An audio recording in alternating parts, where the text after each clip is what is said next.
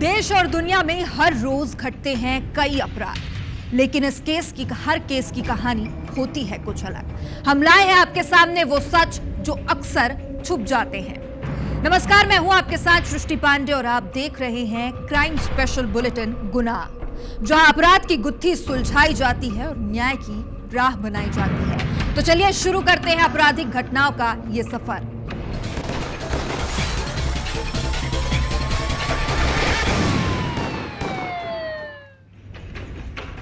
Bulletin की शुरुआत एक ऐसे गुनाह से जिसकी कहानी न सिर्फ बेहद भयावह है बल्कि दर्द से भरी भी है, क्योंकि मानव तस्करी के इस बड़े भंडाफोड़ में पीड़िता ने जो कुछ भी बताया वो सुनकर रोंगटे खड़े हो जाते हैं और घिन आती है उन लोगों से, उस समाज से जिसने लड़कियों को इंसान की बजाय बाजार में बिकने वाला कोई सामान समझ लिया है।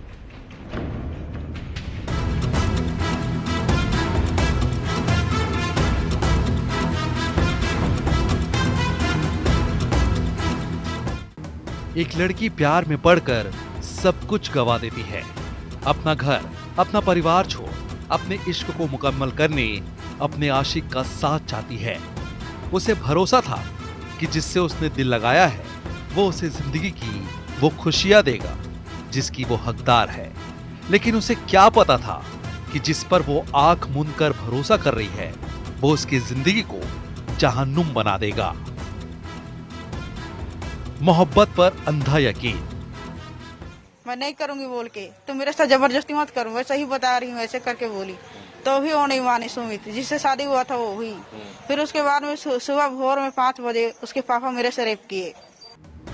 उस आशिक ने सब कुछ लिया छीन। सरगुजा से सामने आई इस कहानी में लव जिहाद, मानव तस्करी और जिस्म फरोशी की काली दुनिया का सच छिपा है। जिसने भी इसे सुना दंग रह गया। सरगुजा वैसे तो कई सालों से मानव तस्करी का गढ़ रहा है। यहाँ से काम के बहाने आदिवासी लड़कियों को बाहर ले जाकर उनका शोषण किया जाता है, लेकिन पहली बार इस दर्द को झेलकर उस जहन्नुम से बाहर निकली एक युवती ने हिम्मत कर इस हकीकत को सबके सामने लाया है। पुतला कर लेके गए। फिर उसके बाद में मेरे को यही अंबिकापुर ट्रेन में बैठे, हम लोग अंबिकापुर ट्रेन में बैठे, काबिल और हिना ने शादी वाले उधर से सरावन से आ रहे हैं, रिश्ता तेरे को हाँ करना पड़ेगा। मैं नहीं करूंगी भैया, ऐसे बोल कर बोली। ये धमकाई, मेरे को काट पीट कर फेंक देंगे कहीं नली गड्ढा में, ऐसे करके बोली। तो मैं हाँ बोली। फिर उसके बाद वहाँ से आए सरावन गांव से, रिश्ता सुमित राठौड़ से शादी हुआ मेरे साथ। फिर मैं लड़के को जब रात में सुहाग रात के दिन में मैं बोली उसके साथ मेरे से आप मत कीजिए, मेरे साथ जबरदस्ती शादी हुआ है। जाने के बाद में बताई मैं। लव जिहाद और मानव तस्करी का शिकार हुई पीड़िता ने जो खुलासे किए हैं वो चौंकाने वाले थे। लड़की एक बार नहीं बल्कि 2 बार बेची गई। लड़की की जबरन शादी कराई गई, उसके साथ जबरन दुष्कर्म किया गया। जिससे शादी हुई उसने तो उसकी आबरू लूटी ही, कथित पति के पिता ने भी उसे अपनी हवस का शिकार बनाया। सुमित राठौड़ मेरे से शादी किया था, वो मेरे से जबरदस्ती मेरे से किए। मैं उसको मना की कि मेरे से धोखा हो रहा है। मैं जबरदस्ती में उन लोगों को डराए धमकाए हैं, तब मैं शादी की। उसको भी बताई तो भी नहीं माने। फिर उनके पापा को बोली कुछ भी हुआ हम लोग नहीं जानेंगे, तुमको खरीदे हैं। मेरे को पता नहीं था कि खरीदे हैं। फिर मैं उनको भी बोली तो भोर में वो भी मेरे से जबरदस्ती रेप किए। उनके बेटे मेरे को डेली रात को फिर दिन में जब मौका मिलता था तब डेली ही समझो, जब डेली ही लोग उसके पापा मेरे से रेप किए। अच्छा। कहानी शुरुआत तब हुई जब पीड़िता को इमरान नाम के लड़के से मोहब्बत हुई। वो मिले और फिर ये इश्क परवान चढ़ा, जिसके साथ उसने प्रेम किया और इमरान ने भी उसके साथ शारीरिक शोषण किया। और फिर जब वो गर्भवती हुई तो उसके साथ शादी करने के बजाय उसका गर्भपात करा दिया। अभिषेक सोनी, IBC 24, अंबिकापुर।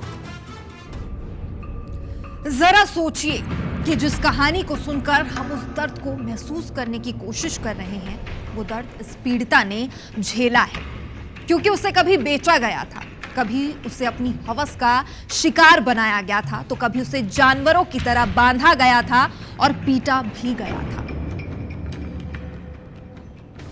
मानव तस्करी की काली कहानी, जहन्नुम का दर्द, पीड़िता की जुबानी। मेरे साथ निगरान रहने के लिए एक जन आकर रहना ही पड़ता था। उनको बेच दिए हैं, 1 लाख लो और अपनी बहन को ले जाओ, मैं नहीं करूंगी शादी। अगर नहीं मानेंगी तो तेरे को काट कर फेंक देंगे। मेरे को तो पता नहीं था कि खरीदे हैं।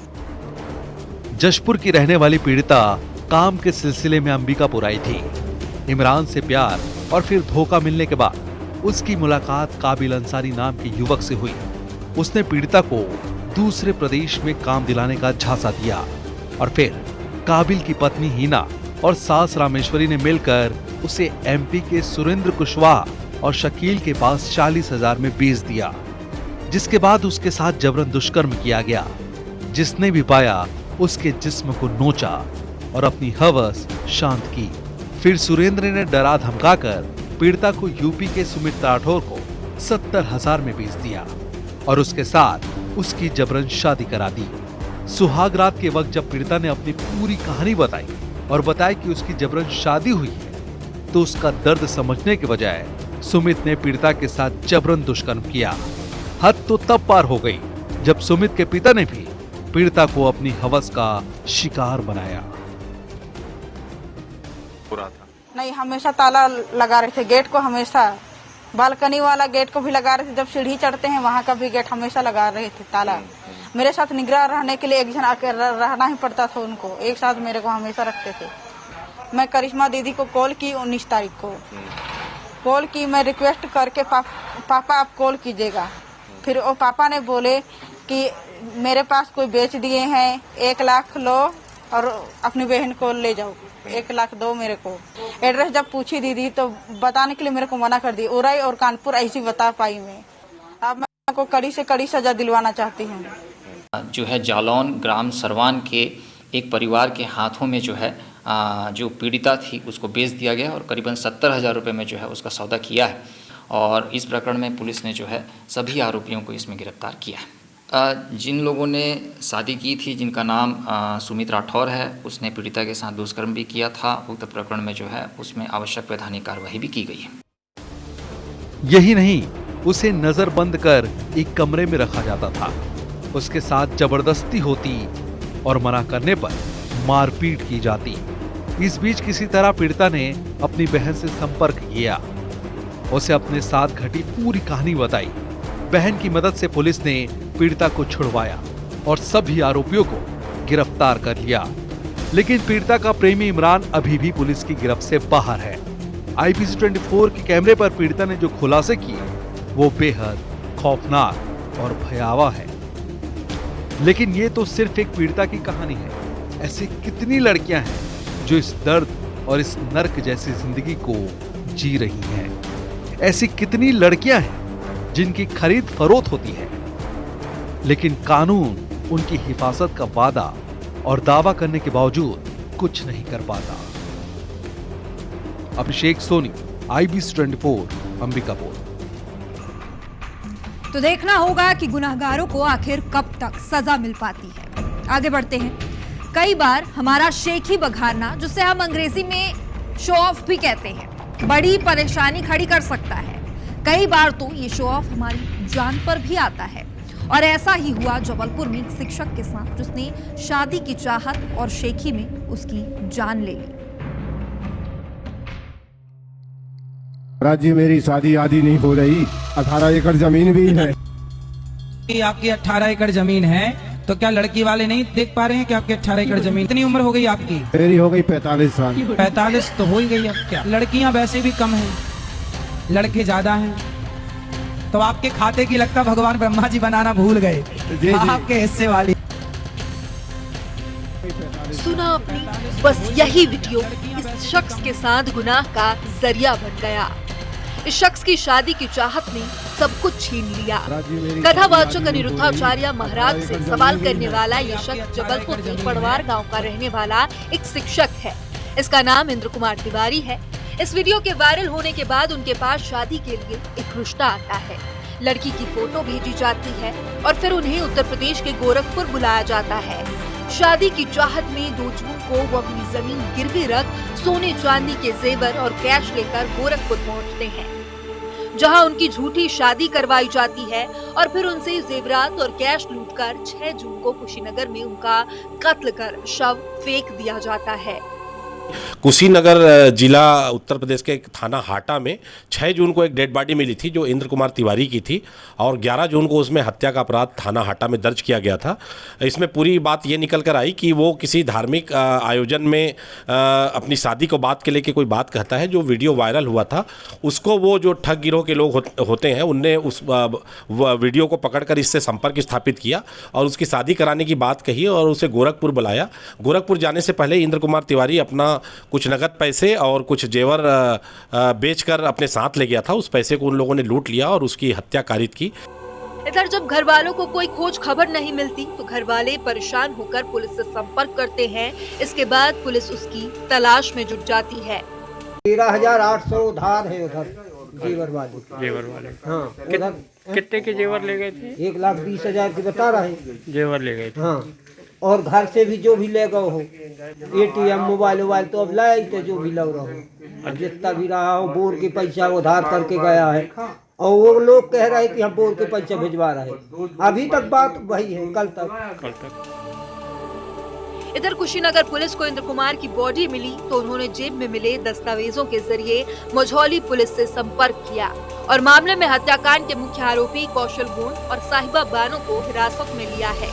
पुलिस के मुताबिक 2 आरोपी अब भी फरार हैं। इसमें 2 लोग जो थे कौशल गोड़ और एक साहिबा खान उर्फ खुशी, इनको थाना हाटा यूपी पुलिस द्वारा गिरफ्तार कर लिया गया है। 2 लोगों के और होने की इसमें संभावना है। हमारी पुलिस टीम भी वहां पर यूपी पुलिस को सहयोग कर रही है और आगे इसमें यूपी पुलिस द्वारा कार्रवाई की जा रही है। 45 की उम्र में शादी की ललक और सरेआम संपत्ति और पैसों की नुमाइश ऐसे गुनाह को ही आमंत्रण देते हैं। ऐसे में ये गुनाह की दास्तान एक सीख है कि धन जितना गुप्त रहे, जान उतनी हिफाजत में रहती है। धर्म गौतम, IBC 24, जबलपुर। हर सच्चाई के बाद छुपा होता है एक और सवाल, और हर सवाल का जवाब ढूंढना और आप तक पहुंचाना हम समझते हैं कि हमारी जिम्मेदारी है। फिर मिलेंगे कुछ नई क्राइम स्टोरीज के साथ। अपना और अपनों का ध्यान रखिएगा। नमस्कार।